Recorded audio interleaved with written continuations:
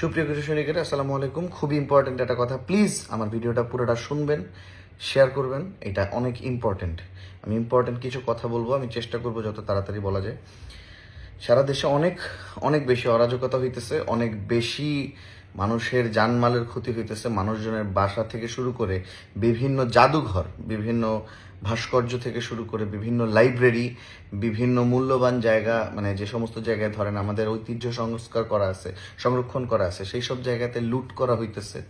এবং সেই সব জায়গায় খুব সারপ্রাইজিংলি কেউ কিছু বলতেছে না, চেষ্টা করা হইতেছে। হ্যাঁ, ছাত্র সমাজ সেখানে অনেকে, যেমন বরেন্দ্র জাদুঘরে আমি দেখলাম যে তারা প্রতিরোধ করার চেষ্টা করছে, বিভিন্ন জাদুঘরে তারা করতেছে, বাট স্টিল রিস্ক থেকে যায়। হ্যাঁ, আমি বলবো না যে হইতেছে, একদম শিওর হয়ে বলা যাচ্ছে না, বাট বেশ কিছু জায়গায় হইছে। হ্যাঁ, তারপরে আপনার হচ্ছে গিয়ে বিভিন্ন ধরেন যে আপনার সংখ্যালঘু সম্প্রদায় যারা, বিশেষ করে হিন্দু যারা, তাদের উপরে অনেক জায়গাতে আপনার হচ্ছে গিয়ে আক্রমণ করা হয়েছে। এবং সেইটার ক্ষেত্রে মানে সেটা অস্বীকার করার কোনো জায়গা নেই। কিছু কিছু ক্ষেত্রে হয়তো বা কেউ কেউ আসলেও গুজব ছড়াইছে, কেউ হয়তো বা বাড়ায় বলছে, বাট আসলেও আক্রমণ হয়েছে। এবং সেই ক্ষেত্রে গ্রামের দিকটাতেই আক্রমণের হারটা অনেক বেশি। এবং এই জিনিসটা নিয়ে আমরা আসলে, আমি জানি না, নিউজ ফিডটা পুরা মনে করেন যে মিম অ্যান্ড ফানি এলিমেন্ট দিয়ে ভরপুর। কিন্তু যাদের ঘরের মধ্যে রাত্রেবেলা রাত বিরাতে এসে 10-12 জন মিলে হামলা করতেছে, ইট পড়তেছে, একটা মা কাঁদতেছে, একটা বোন কাঁদতেছে, এই আহাজারি আপনি যদি নিজের কানে না শুনেন, আপনি নিজে অভিজ্ঞতা না গ্রহণ করেন, আপনি বিশ্বাস করতে পারবেন না। This is very much traumatising, এটা খুব কনসার্নিং।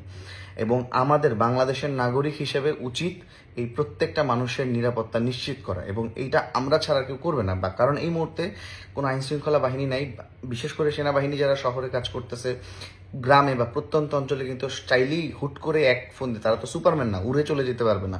তাদেরকে ম্যানেজ করে আসতে আসতে আর অনেক মানুষজন মনে করেন হুজুগে সেনাবাহিনীকে কল দিতে আসে খালি নাম্বার টেস্ট করার জন্য, যে ভাই ফোনে আপনারা পাই কিনা। তো এগুলো তো খুবই জোকস, মানে আই উড সে যেগুলো আসলে কোনো লজিক নেই, লজিকলেস। সো এরকম অনেক মানুষ করতেছে, যে কারণে সেনাবাহিনী অথেন্টিসিটিও এনশিওর করতে পারতেছে না। অনেকে জাস্ট হুরের উপরে কল শুনে শিওর না হয়ে বলে দিচ্ছে। তো এরকম অনেক সমস্যা হচ্ছে, কিন্তু সংখ্যালঘু সম্প্রদায়ের উপরে বেশ কিছু জায়গায় আক্রমণ হচ্ছে। এবং প্লিজ আমাদের নাগরিক হিসেবে মুসলমান ভাই বলেন, অনেক মুসলমান পরিবারের উপরে প্রতিহিংসা পরায়ণ হয়ে আক্রমণ করা হইতেছে। কেউ কেউ তার ব্যক্তিগত, কোনো রাজনৈতিক না, কেউ তার ব্যক্তিগত শত্রুতার জের কার উপরে উঠাইতেছে এই সুযোগে।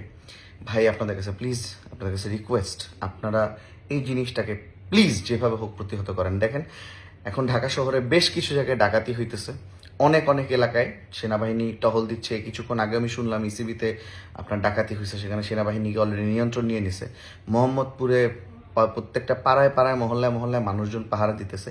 এরকম প্রত্যেকটা গ্রামে থেকে শুরু করে শহরের যে যে গল্লিতে লুট থেকে শুরু করে, মন্দির ভাঙা থেকে শুরু করে, কোনো সংখ্যালঘুর উপরে আক্রমণ করা থেকে শুরু করে, কোনো গুরুত্বপূর্ণ স্থাপনার উপর আক্রমণ করা থেকে শুরু করে ডাকাতি, যেটাই আপনি বলেন না কেন, সব কিছুর জন্য আপনাদের কিছু একটা, মানে আমার মনে হয় যে একটা জিনিস আপনারা করতে পারেন, সেটা হচ্ছে যে প্রত্যেকটা এলাকায় আপনারা একটা ছোট টিম গঠন করতে পারেন, যেখানে হয়তো বা 10 থেকে 20 জন থাকবে।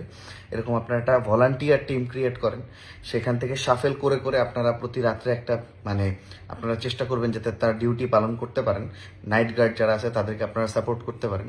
প্রত্যেকটা বাসায় আপনারা সেফটি প্রিকশন, প্রয়োজনে পানির মধ্যে মরিচ গোলায় রেখে দিবেন, কেউ আসলে যাতে আপনারা ধরে মেলা মারতে পারেন। প্লাস আশপাশ থেকে মানুষজনকে জড়ো করার জন্য আপনারা স্টিল বা ধাতব কোনো কিছু দিয়ে, যন্ত্র দিয়ে জোরে জোরে শব্দ করবেন, যাতে আশেপাশে মানুষজন আপনাদেরকে হেল্প করতে পারে। কারণ গলা চিল্লায় অনেক সময় শোনা যায় না। সো আপনারা ওই জিনিসটা করতে পারেন একসাথে অনেকে। সো এরকম কিছু জিনিস আপনারা প্রিকশন হিসেবে রাখতে পারেন। বাট প্লিজ আমি বলবো যে আমাদের সবার, এই দেশটা আমাদের সবার, যে কোনো রকমের অন্যায় অপরাধ এইটাকে যদি আমরা এখন ঠেকাইতে না পারি, আমরা আসলে যেই স্বাধীনতা বা যেই আনন্দের জন্য আসলে আমাদের এত উদযাপন বা আমাদের এত কষ্ট করা, এই জিনিসটা আসলে সম্পূর্ণ ভেস্তে যাবে। নতুন সরকার আগামীকালকে শপথ গ্রহণ করবে, হয়তো বা আস্তে আস্তে আইন শৃঙ্খলা পরিস্থিতি স্বাভাবিক হবে, কিন্তু যতটুকু সময় পর্যন্ত না হচ্ছে, প্রত্যেকটা মানুষকে আমাদেরকে কাঁধে কাঁধ মিলিয়ে, কারণ আমরা জানি ভাই যে দিন শেষে আপনি আমি আমরা সবাই মানবিক। কিছু খুবই, মানে এই যারা এই ধরনের উচ্ছৃঙ্খল মানুষ, তাদের সংখ্যা খুবই কম, বিশেষ করে এখন আরো কম। এবং তারা শুধুমাত্র তাদের ব্যক্তিগত স্বার্থকে উদ্ধার করার জন্য আসলে এই কাজগুলো করতেছে। প্লিজ যে যার সুযোগ নেওয়ার চেষ্টা করতেছে, এটা আপনারা বন্ধ করেন। আপনারা কাঁধে কাঁধ মিলিয়ে প্লিজ, আমি যেটা বলছি আপনারা এই জিনিসগুলো ফলো করার চেষ্টা করেন, দেখেন। আই থিঙ্ক এই জিনিসটা অনেক কাজে দেবে। প্লিজ ভিডিওটা শেয়ার করে সবাইকে জানাই দিবেন। ধন্যবাদ।